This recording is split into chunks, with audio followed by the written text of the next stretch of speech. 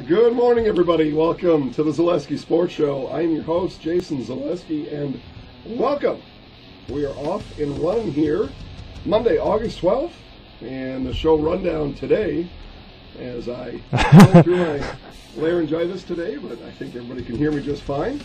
Steve Maves will be along in just a bit. On today's show, we'll give you a college football preview. Talk about the Wisconsin Badgers a little bit and the rest of college football. Give you some advice on your upcoming fantasy football draft, or at least the best advice that Jason and Steve can figure out. We'll go through some of the players, go through some of the scoring rules, and see if we can get you set up for your draft. If you haven't already had one, and if you have, it's probably a little early. We just had the first round of preseason games, but drafts probably going to be popping up all over the place. Talk about some high school football and kind of get a handle on the upcoming 2019 season around central Wisconsin. Talk about some other sports, other things that will come up. Maybe even talk about a movie I watched this past weekend. And we will talk about the NFL. As I mentioned, preseason football is in full swing now, and that's where we will start today's show. And we will start with a little bit of a preseason week one wrap-up, or at least as much of a bow you can put on practice football. But starting out in New York, the Giants and the Jets in the annual, I don't know what you want to call that, but just their showdown in the Meadowlands preseason take one, I guess. Two New York teams playing in New Jersey. Yeah. What else would you expect out of Gotham out there? But Giants took down the Jets 31-22, and really, I could probably go through these games and not even mention the scores, because the scores don't matter. Yeah, right? no. There's nobody, nobody's going to look back next year or next week or next month and say, hey, remember when the Giants beat the Jets 31-22? When was that? Oh, that was in week one of the preseason. No, nobody says that. Yeah, there were some early takeaways. I mean, especially in that game for the Giants. Daniel Jones came in after the first series that Eli Manning struggled in. The predecessor, per se, of Eli Manning, Daniel Jones out of Duke, went 5 for 5 or whatever it was in his first drive, threw a touchdown, and the whole New York media was going nuts as they were, I don't know if they were excited or worried that Eli, depending on how the Giants do this year, Daniel Jones might get a start after their bye week or whatever it is. So Daniel Jones, the predecessor for Eli Manning, showed up very well in their preseason game. I was at that 2004 draft when Eli was drafted. The story goes like this. I got to boo him on draft day, and then got to boo him later when he was traded, which happened about a half hour after he was selected by the Chargers. Yep. And then traded to the Giants, and got to boo him again. And then we were fortunate enough to be on in the studio at the David Letterman show, and I got to boo him again. He showed up as a guest on Letterman, and got to boo him again. So that was a lot of fun. I don't know if you're on. Yeah, we are all systems go here on the audio check. Anyway, so here we are, week one of the preseason. Like you said, Daniel Jones he goes 5 for 5, touchdown, gets a perfect passer rating for whatever that means. And Eli, I mean, who knows? Yep. Who knows? Some people have been booing Eli ever since. Some people have cheered him. He did win 2 Super Bowls along the way, although most credit that defense for that. But, we'll see. See what happens there. Bills took down the Colts. Like I said, we don't have to go through some of these scores. It just doesn't matter. Yeah. Titans took down the Eagles. Ryan Tannehill comes and throws 2 touchdown passes. Marcus Mariotto, as Commissioner Goodell called him. Yeah. Oft injured Mariotto. Yeah. So the Titans brought in Tannehill just for some insurance, I suppose. Dolphins over the Falcons. Interesting there. Josh Rosen plays into the fourth quarter. Yeah. And that one, if you can tell anything out of these preseason games, sometimes what you can tell is how long do some of these projected starters play. And when you play somebody in the fourth quarter, what it tells you is you've got a lot of evaluation to do on that player. Well, especially with Ryan Fitzpatrick, as they have as their starting quarterback. He's their obviously everybody knows who Ryan Fitzmagic is. Every team that he's played on, everywhere that he goes, plays September very well, gets through halfway about October, and then starts to fall off. And so Josh Rosen played a year in Arizona, got traded. Everybody thinks that he's kind of in the same boat as he was last year, with Tua coming into the draft next year from Alabama, possibly the number 1 overall draft pick. So Josh Rosen could be on the move again next year, all depending on how the Dolphins finish off this year. If they go 1-15, 3-13, get that number 1 draft pick, and then Tua could end up in Miami, and Josh Rosen could end up right back in the same situation as he was last year. Yeah, certainly could, and we've got the audio figured out over here now. Stevie, you're on to something there, but we got that figured out. So, yeah, Josh, the Chosen Rosen, as he was called back in college. Here's a surprise. The Lions are no good. No. Patriots 31-3. We'll mention that score. Just such a lopsided score. And the big one about that, Jermaine Kearse, I don't know if he's the Lions' number 1 receiver or what he is, a gruesome broken leg. Mm-hmm. They were obviously out for the year, could be out for, that he could not play football again.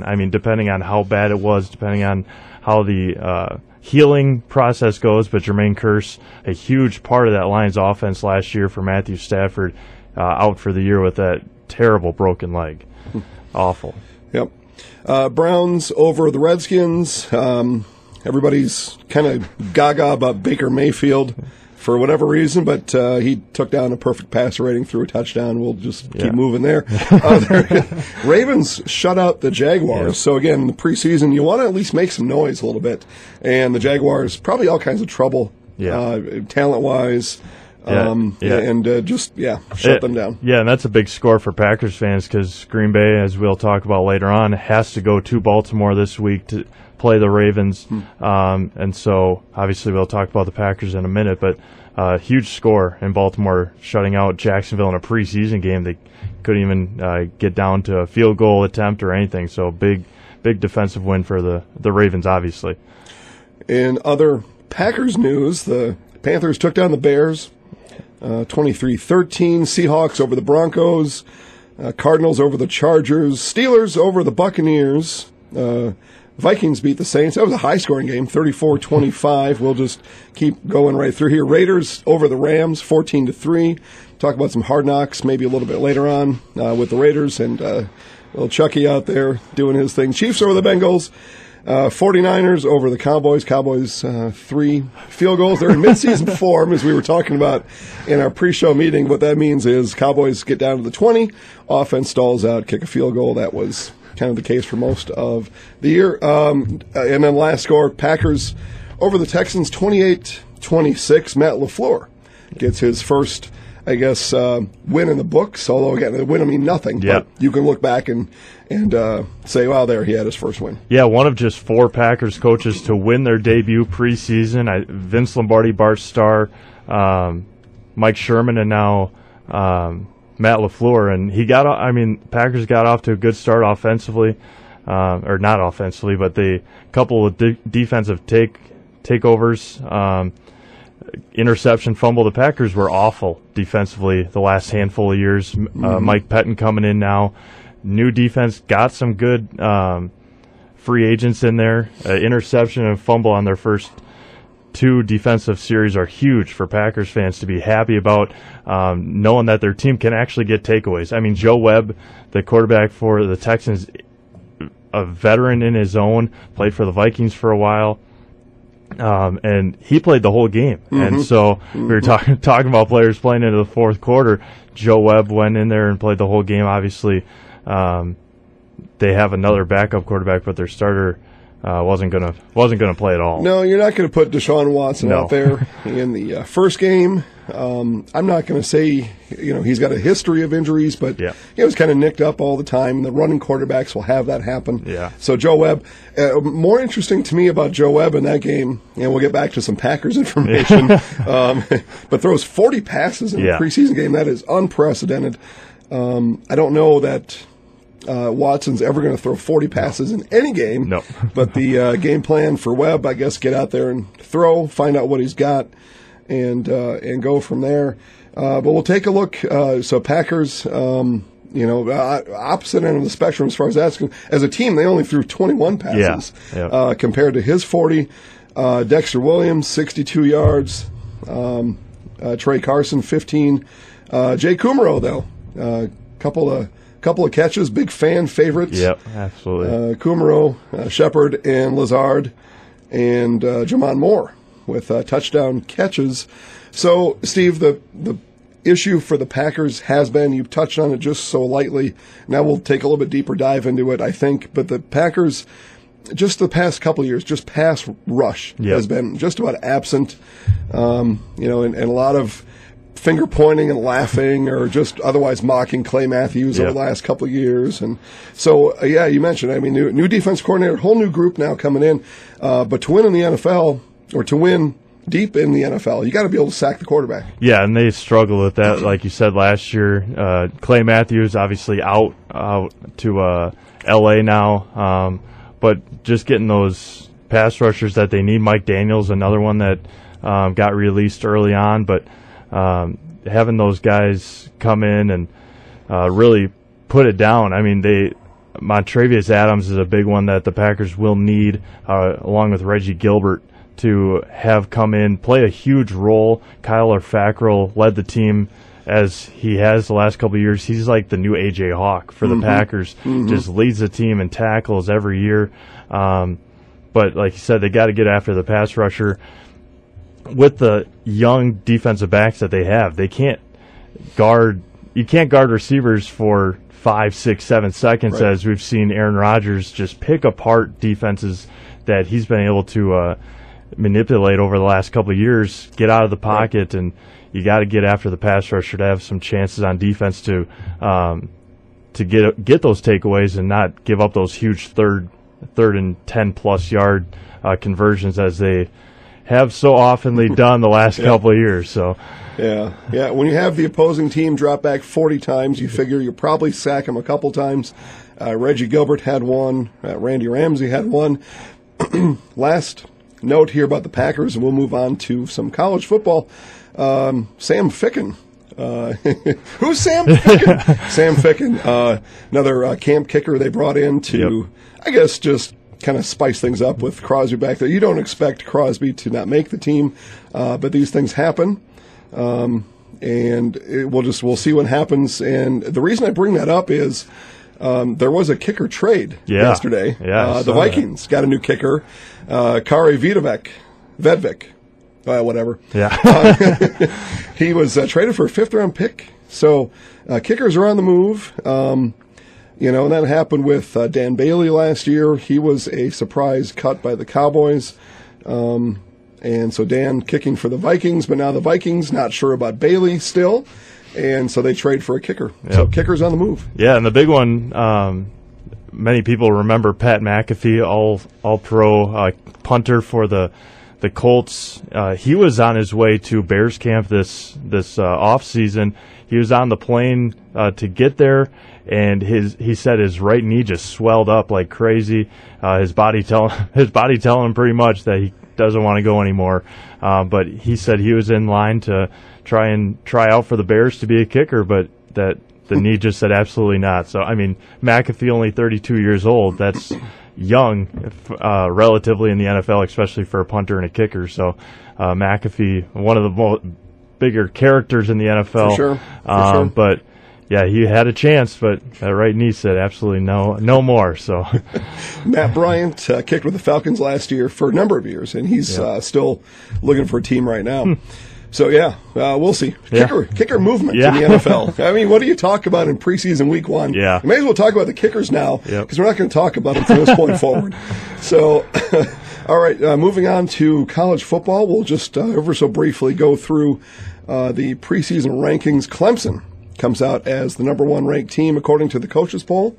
59 first place votes. Alabama comes out number 2 with 6 first place votes. And then all the heavy hitters that you're going to figure you're going to see in a preseason poll: Georgia, Oklahoma, Ohio State, LSU, Michigan, Florida, Notre Dame, Texas rounds out the top 10. The Badgers come in at number 18, and that's about where I would figure this group of Badgers to be.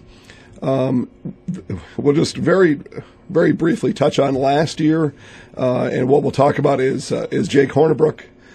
Jake is his brother. Yeah. Thank you. Jake plays up at Stanford.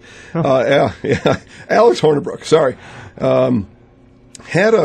Had a year to forget last year, and that was interesting too because he had some good times with the Badgers, won them a bowl game, and I'll remember that here in just a minute. But I thought he was responsible for that game against Miami 2 years ago. Yep. As a sophomore, or maybe as a junior, because I think he's a fifth-year senior now. Graduate senior. Yep. But he leaves the Badgers as the all-time winningest Badger quarterback. He was 26-6, had 47 touchdowns. That's third all-time in Wisconsin history. Now, listen, Badgers aren't known for quarterbacks, so it doesn't take a whole lot of touchdowns to climb up that list. But 47 is not that many. That kind of puts it in perspective. Threw for 2,600 yards in 2007. That was the year they beat Miami in the Orange Bowl. And beat them rather handily, I thought, 34-24, but it had the feel of like a 28-7 game. The Badgers were pretty much in control that whole game. But now he's off at Florida State, and he had some comments. Kind of back towards this way, commenting on the Florida State wide receivers, saying they were the best group he's ever had. Yeah, and that just, obviously, like you said, the Badgers aren't known for quarterbacks, so they don't get the high-end five-star receivers, but after he made that comment during I think the next practice or something, one of the Badger receivers did Odell Beckham Jr. catch, one-handed catch. The whole receiving corps went nuts, and that was pretty much a jab at Hornibrook. He threw, like you said, 13 touchdowns last year, 11 interceptions in just 9 games out of the 13. A couple concussion issues for Alex, but on his way to is at Florida State. But like you said, they don't get quarterbacks, but they got Graham Mertz, who is just one of the top recruited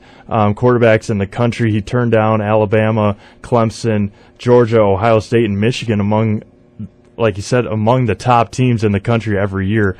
And so to get a 4-star recruit like Graham is going to be huge for the Badgers down the stretch. And we'll see what happens in camp here for the Badgers. I guess you could probably put a question mark at the quarterback spot. Vandenboom will be in the mix. Cohen will be in the mix. We'll see what happens there. One thing we don't have to put a question mark on is running back. It's the Badgers are traditionally a running back factory, and certainly that remains to be the case again this year. Jonathan Taylor comes in as a senior. Taiwan Deal is a big deal. He is. And, of course, Garrett Groshek's going to increase, you would figure, his carries. I think there's going to be another typical-looking Badgers team this year. Handoff, run the ball, and see what happens. Yeah, the big question offensively is, like you said, at quarterback, but also the offensive line, which again is not usually a spot where the Badgers have questions. They are only returning one starter. That's Tyler Biotish. 4 new guys around him, but defensively, very, very young defensive backfield.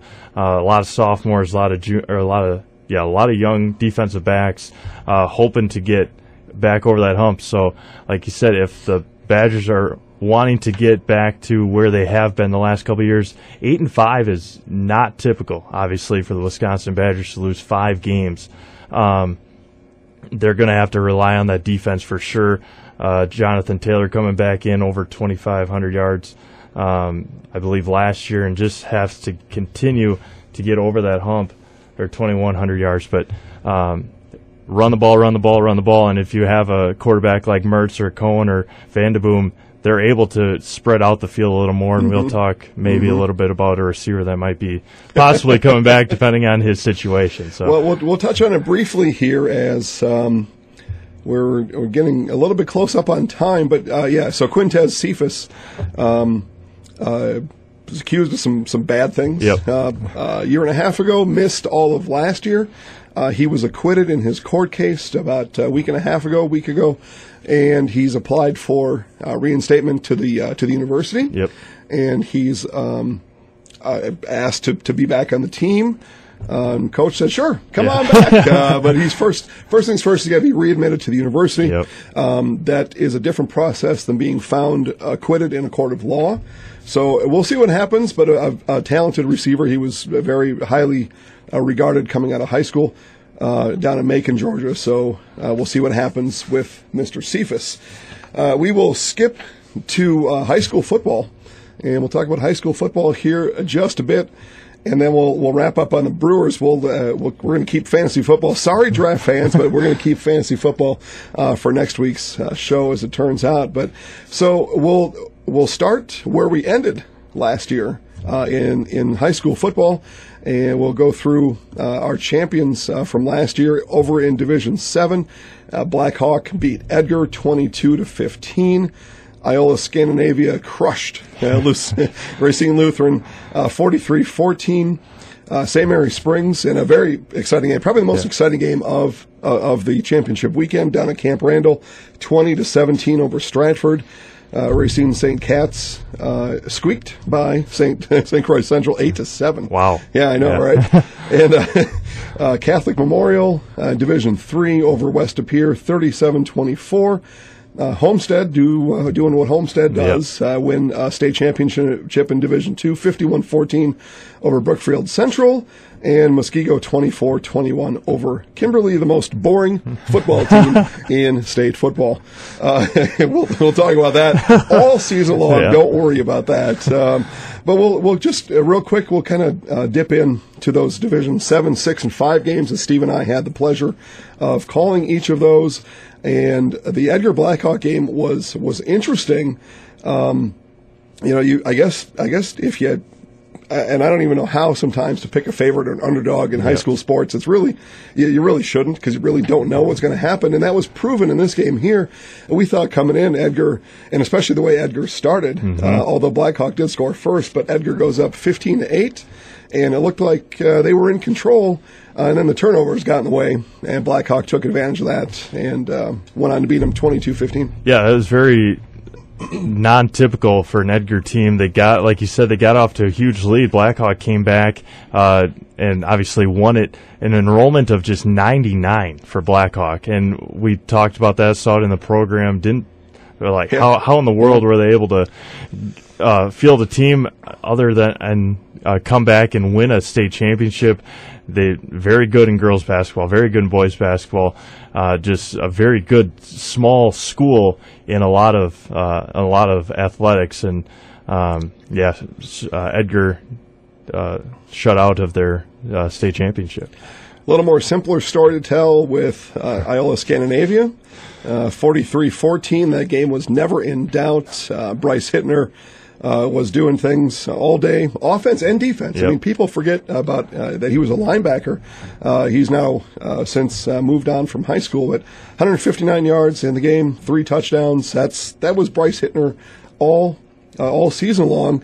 The most interesting thing, at least to me, that happened in that game, if you remember, Steve, is Racine Lutheran never came out of the tunnel at halftime to warm up. They went in 29-0 at halftime, and coach didn't even bring them back out to warm up. They came out right at the buzzer, and then they scored a couple times, but I mean that game was done at that point anyway. Yeah, and Hittner, the all-time leading rusher in Wisconsin high school history, over 6,900 yards. And there's a kid from, I think it was from Racine Lutheran, Racine is right behind him coming up this upcoming year, a junior or sophomore last year, just tearing it up as well during the regular season. So, Bryce might have some company coming up, but just an outstanding year for the Thunderbirds, and losing all those seniors this year, it's going to be tough, but Scott Erickson does a great job reloading and getting his teams ready every year.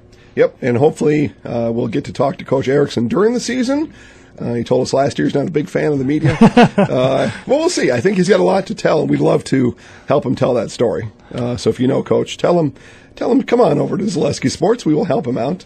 And you are listening to the Zaleski Sports Show on 1450 WDLB. And then in Division 5, Stratford, St. Mary Springs. Stratford led the whole game up until 2:18 left. And a rushing touchdown by Springs brought them from being down 17-14 to being ahead 20-17. Stratford I probably gained about 15, 20 yards after that. They didn't even get to the 50. The fourth down pass went incomplete, and the game was done. So disappointing for the Stratford squad. You're going up against who many thought, St. Mary Springs could have beat a lot of people regardless of division last year, and then to lead them all the way up until 2:18 left. The Tigers were disappointed, but man, they had a great year. Yeah, absolutely. And to make that run, they were up big in that game early on, but knowing and watching Springs as often as we have the last couple of years, Bob Hyland is obviously one of the best coaches, if not the best coach in Wisconsin high school football history. 16 championships, 8 in the WISA, and now 8 in the WIAA, and just keeps on turning them over. And they're going to be a team to be reckoned with, obviously, as long as he's around, as long as he's got coaching staff and players that come in and play for Springs. And if you keep on winning, I mean, you'll continue to get those players that want to come, and especially not a large school in Springs, but to be able to have players like that to come in and help your team continue to succeed. Stratford will, obviously they lost in that championship game, but they got some kids coming back that will be a huge part of their rebuild this year. And again, Stratford, a very tough team to knock off, rolling through their conference as they usually do. But they're going to obviously continue to build on that, an incredibly successful school year for Stratford sports. And they'll look to continue to build on that again right away this fall. And Ben Barton, the Wisconsin commit, a huge part of that Stratford Tigers football team. Yeah, you mentioned it, Steve. They were in a state championship in football, state championship in volleyball, state championship essentially in wrestling, although it doesn't exactly work out like that, and then won the state baseball championship. We will got just a couple minutes here, so we're going to wrap up. We're going to bump the Brewers to the next broadcast as well. But we will end with this. Zaleski Sports with WFHR will bring you every Assumption and Lincoln football game this year on a live stream with exquisite audio. And so we'll wrap up going through the Assumption schedule. That starts on Friday, August 23rd. They play at home against Dominican. They are at Lord's Academy after that. And then 2 games at home, Thorpe and Loyal. Obviously, that Loyal Assumption game, if you want to put a marker or get kind of a test for what Assumption football will be, there is no greater standard bearer in this area than the Loyal Greyhounds. At Athens, home to Abbotsford, at Gilman, at Greenwood, and wrapping up against Owen Withy. Steve, any thoughts on the Assumption Royal schedule? Yeah, just looking back at last year, they lost their first 3 games. They played Dominican and Lourdes again this year. Lost to Dominican 9-6, and then lost to Lourdes 13-0. So 2 very competitive games to start off the year. They lost their first 3, beat Athens, and then lost to Abbotsford and Gilman. Won their next 3 to get into the playoffs. So got taken down by Pittsville, but to win at the end of the year to get into the playoffs is always a huge accomplishment, especially for the Assumption Royals. Talk about the Lincoln Red Raiders here as we wrap up. Got about a minute and a half left of today's show. That went fast. Yeah, man, oh man. Lincoln will start on a Thursday. That's August 23rd. On a Thursday against Neenah. That's at home.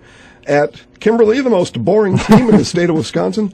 At Oshkosh North, home to Appleton West, home to Everest.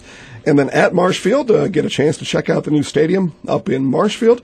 At home to Stevens Point, at home to La Crosse Logan. And then they'll finish up at Tom Field at Wausau against Wausau West, Steve. Rapids Red Raiders. Yeah, just 2 tough games to start. Neenah Rock, it's always good. Like you said, Kimberly had won 5 state championships in a row, 70 games in a row, and they're just, like you said, very tough to beat. And especially in a conference that you only have 5 or 6 teams, you got to branch out and play other VFA teams, play some other non-conference games. So that's always tough for the Red Raiders, especially with as tough as those other teams are in the Fox Valley. That's exactly right. Guys, I apologize. Fantasy football fans out there, we will get to you next week. So if you're going to have your draft this week, talk to your buddies, tell them to hold off till next week, because you want to hear what Jason and Steve have to say about the upcoming football season, about the upcoming fantasy football season in the NFL, which is always fun. It's a good way to spend some time, hang out with your friends. We'll get into that next week. We were scheduled to talk about the Brewers here a little bit. We'll just give you an update. They are 2.5 games behind, 3 games in loss, column behind the Cubs. They sit in 3rd place, where at least this guy in the Zaleski Sports Show believes they will finish the season. We'll get you caught up on the Brewers next week. All right, Steve, show number 1 here in the books. Yeah, it went fast. It was fun, but it was a lot of fun to talk about Packers, talk about Badgers, and like you said, hopefully get in some more Brewers next week and stretch it out a little bit longer. So we will do it, guys. Thanks for listening to the Zaleski Sports Show. Have a great week, everybody. Go Sports.